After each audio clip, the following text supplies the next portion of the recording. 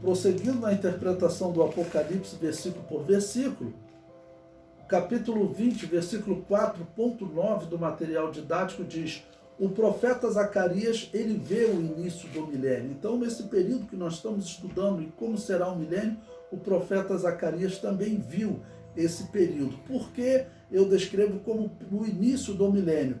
Porque ele vê agora, esse capítulo 14, ele vê aquelas nações que estavam aliadas ao anticristo, que participaram da batalha do Armagedon na proposta de destruir Israel. Zacarias vê essas mesmas nações durante o milênio. E Zacarias vê que a relação deles com Israel muda completamente, porque durante o milênio elas sobem agora para aprender com Israel e para servir ao Deus de Israel. O comentário diz: as nações que durante a grande tribulação acreditaram no anticristo e foram derrotadas na batalha do Armagedon, durante o milênio são descritas reconhecendo Jesus Cristo como rei. Ele é chamado de Yahvé dos exércitos. Capítulo 14, eu vou ler o versículo 16, leia todo o capítulo 14, vai ser importantíssimo, mas o versículo 16 diz: e acontecerá que todos os que restarem de todas as nações que vieram contra Jerusalém subirão de ano em ano para adorarem o rei, o Yahvé dos exércitos, e para celebrarem a festa das cabanas. Ou seja, Zacarias, ele está descrevendo o pastor ferido, que é Jesus Cristo. Nós vimos a visão do capítulo 13. Depois fala desse encontro, dessa purificação deles como a prata, como o ouro. E agora, no milênio, ele vê aquelas nações que combateram Israel subindo de ano em ano, porque a festa das cabanas, que era também festa dos tabernáculos, era anual, né? O comentário prossegue: a festa das cabanas é também chamada de festa dos tabernáculos, ou ainda em hebraico, Sucote. Era uma das 3 festas em que o judeu deveria fazer uma peregrinação a Jerusalém. E essa é a última festa, ou o último tempo determinado.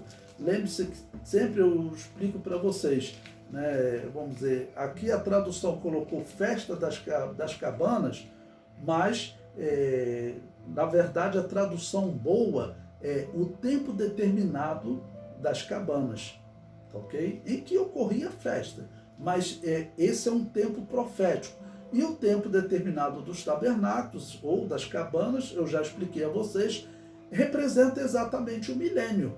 Até os rabinos interpretam assim, ok? Que ele representa o momento em que o Messias reinará com Israel. E eles estarão habitando com Deus. Por quê? Na festa dos tabernáculos, né, ou das cabanas, que Israel faz hoje, como eles chamam, nessa festa, a ordem de Deus é que eles deveriam acampar em tendas. Ou seja, eles vão estar ali habitando com Deus. E todos concordam que é um retrato, uma figura do reino do Messias. O comentário prossegue: a festa das cabanas é também o 7º tempo determinado por Deus. É o tempo final, onde Israel já terá sido perdoado no Yom Kippur, após se converter a Jesus, no fim da grande tribulação, né? E habitará com Israel durante 1000 anos. Então, esse habitar com Israel durante 1000 anos é exatamente a festa das cabanas, ok? O profeta vê também nações sendo castigadas por não reconhecer Jesus Cristo como rei, ou seja, não subir a Jerusalém para reverenciá-lo. É o versículo 17 a 19. Ele diz: e acontecerá que se alguma das famílias da terra não subir a Jerusalém para adorar o rei, o Yahvé dos exércitos, não virá sobre ela chuva. E se a família dos egípcios não subir, nem vier, virá sobre eles a praga com que Yahvé ferirá as nações que não subirem a celebrar a festa das cabanas. Este será o castigo dos egípcios e o castigo de todas as nações que não subirem a celebrar a festa das cabanas. Ou seja, esse período, né, em que, como eu disse, Israel, ele estará dizendo para as nações, nós somos uma teocracia, Deus reina sobre nós, enquanto as nações, não, as nações, eles não querem ser uma teocracia, eles querem ter um Estado separado da religião, que eles chamam de Estado laico, ok? Mas Israel, diferentemente, ele não quer um Estado laico, ele quer ser uma teocracia. Isso vai refletir na bênção sobre essa nação. Como nós vemos nos dias atuais, Israel, ele já é uma nação abençoada por Deus. Israel, ele ressurgiu, né, há cerca de 73 anos, e nesse período Israel ganhou muitos prêmios Nobel, a ciência de Israel avançou muito e vai continuar avançando. Essa é a diferença do povo que diz que eles têm um Deus que reina sobre eles, e não aquelas nações que dizem nós somos um Estado laico, nós não queremos um Deus reinando sobre nós. O comentário prossegue. O profeta vê a reverência a Deus crescer sobre toda a terra. A santidade crescerá tanto que a frase de grande destaque será a mesma que estava escrita na lâmina que o sumo sacerdote trazia na testa. Santidade a Yahvé. Então, o sumo sacerdote ele trazia uma lâmina na testa onde vinha escrito santidade a Yahvé.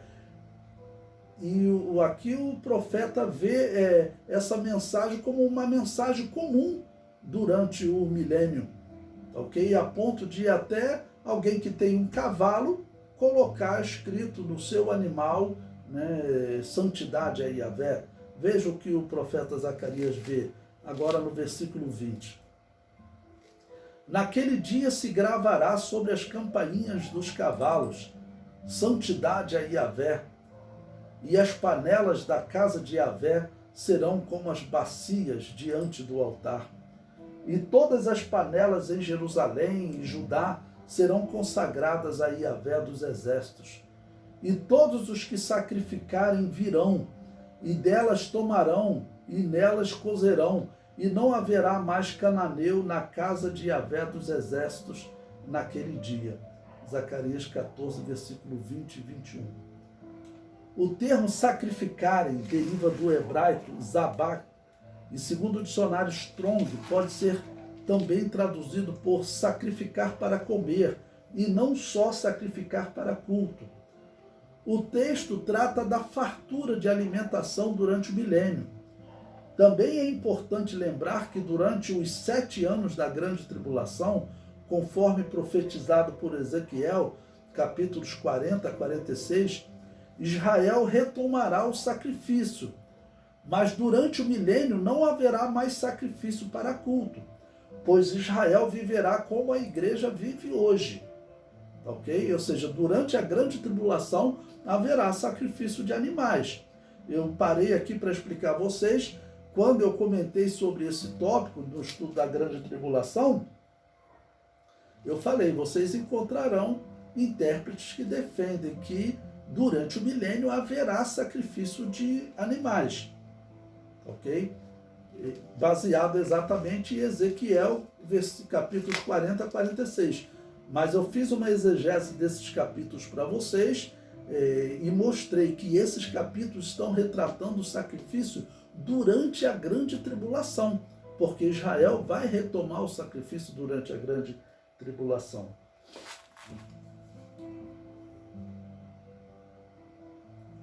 O comentário conclui: não será mais necessário sacrifício, pois Israel já terá recebido como Messias o Cordeiro de Deus, Jesus Cristo.